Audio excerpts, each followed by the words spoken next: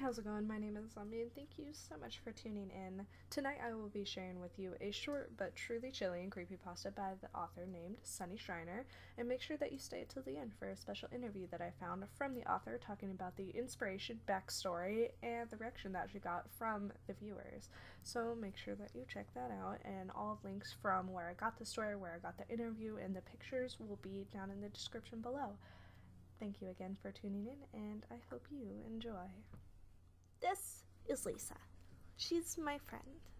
My mom and dad can't see her, so they said that she's an imaginary friend. Lisa's a nice friend. Today I tried to plant a flower in the yard. I tried to plant it by the sandbox, but Lisa said that's where her daddy is sleeping, so I planted it in a cup of dirt. Lisa's at school with me today. I brought her for show and tell, but Miss Monroe got angry because she can't see Lisa. Lisa got sad, so she hit the chalkboard eraser. Yesterday was my birthday party. Mom bought pizza, but no one came. Lisa said people came on the porch and they left. But they left presents. I got 3 Barbies and some shoes and $5.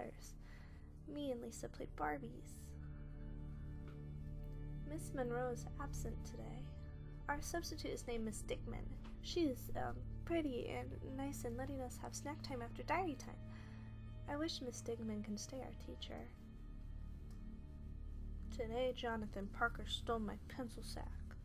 Miss Dickman couldn't find it, so she made him give me his pencils. Lisa came to school too, but Miss Dickman can't see her. But she said that she believes that Lisa is real. Yesterday, Lisa and me went on a long walk until the moon came out. Daddy got really mad and said Lisa is stupid and fake. Lisa got sad and disappeared. Today she didn't come to school, but Miss Dickman said Miss Monroe won't come back. Daddy was at work all day yesterday. He didn't even come home to eat dinner. Today he's still at work. Mom packed me a pudding in my lunch today. Pudding's my favorite. I miss Lisa. Daddy is really busy at work. He didn't come home at all this weekend. Mom is angry at him. I'm going to write a letter for Lisa. Dear Lisa, I miss you. Please come back. I'm sorry when my dad was mean. You're my best friend. Lisa came back yesterday. She said sorry for leaving, and I told her my dad won't come home. Lisa said Miss Monroe and him are sleeping like her dad. I hope they wake up soon.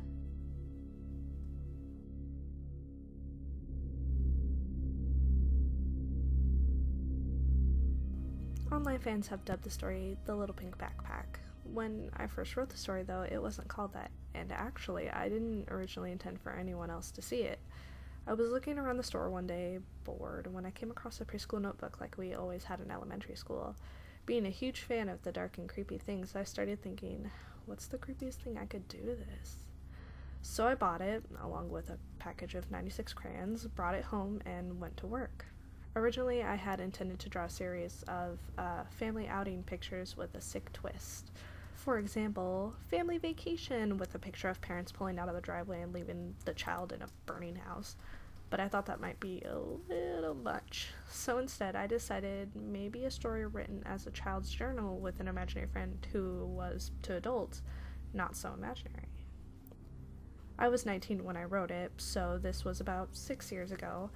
It wasn't until a couple of years later that I found the notebook again while going through some things that I'd left at my mom's house when I moved out. Someone convinced me to upload it to the paranormal board of 4chan. I was kind of apprehensive to do so, since the people who spend time on that website are questionable at best. But I ended up doing it, uploading it to my DeviantArt the same night. All I said was something to the effect of, quote unquote, never pick up a random pink backpack that you find in the abandoned alley. The response I got from that alone was enough to satisfy me. So many people believed that it was real, and those who didn't were quickly attacked by the crowd of believers. The first time I ever heard anything about it after the 4chan debut was maybe a year or two later. A friend of mine saw it floating around Tumblr and linked me to it. I was so surprised at how many reblogs it had gotten. I spent a good hour just reading through all the comments, and so many people were terrified by it, saying they'd be having a difficult time getting to sleep that night, or that they were worried for their own children. Since then, it's been on 9gag, Reddit, Imgur, and FearNet, and I'm constantly getting questions from people asking me if it's real. My general answer to that has been, so far, quote-unquote, believe what you want to believe. There are some people who want to believe that it's real, to believe that there is something out there bigger than what we have come to understand. And even if my story is just a work of fiction, who might crush their hopes? There are also those who want some kind of reassurance that it is indeed a work of fiction, presumably to help ease their minds to let them sleep at night. Since I have no way of knowing which people are which, I've always just told them to believe what they choose. There have been a couple of instances where there was simply no doubt whatsoever, and that the inquiries were about me and how I'm doing / coping after what I quote-unquote went through as a child.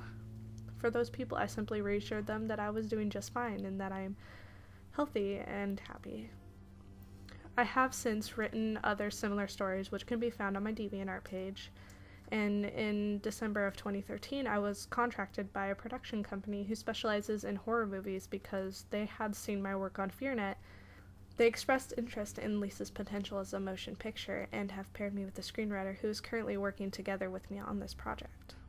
At the present time, I have no sort of time frame for when the movie will be released, but it is in progress, and my best guess says that it will probably happen within the next couple of years.